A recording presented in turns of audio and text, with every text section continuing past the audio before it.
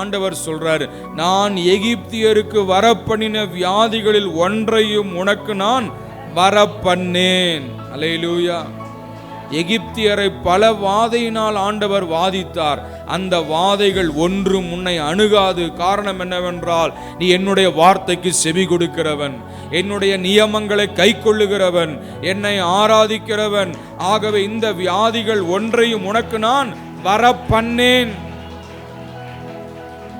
ஆண்டவர் சொன்னார்னா செய்வார், மனுஷன் சொன்னான்னா செய்ய மாட்டான். ஆமே, ஆண்டவர் சொன்னா செய்வார். வியாதிகளில் ஒன்றையும் உனக்கு நான் வரப்பண்ணேன். தாவீதுக்கு ஏதாவது வியாதி வந்துச்சா? மோசேக்கு ஏதாவது வியாதி வந்துச்சா? யோசுவாக்கு ஏதாவது வியாதி வந்துச்சா?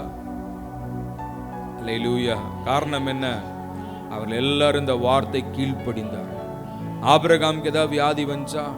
வயது மூப்பினால் அவங்க எல்லாம் மரித்தாங்க. ஆமென். அதை போலதான் ஆண்டவர் சொல்றாரு, இந்த வியாதிகள், எகிப்தியருக்கு வரப்பண்ணின வியாதிகள் ஒன்றையும் நான் உனக்கு வரப்பண்ணேன். நானே உன் பரிகாரியாகி. I am the Lord that healeth thee, whatever disease it may be.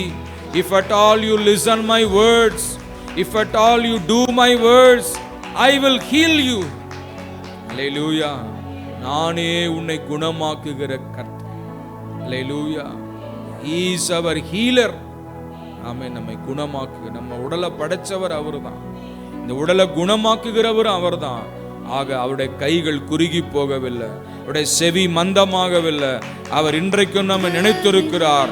நாம் அவருடைய பாதைகளில் வரும் பொழுது அவர் நம்மை குணப்படுத்துகிறவராயிருக்கிறார். அல்லேலூயா.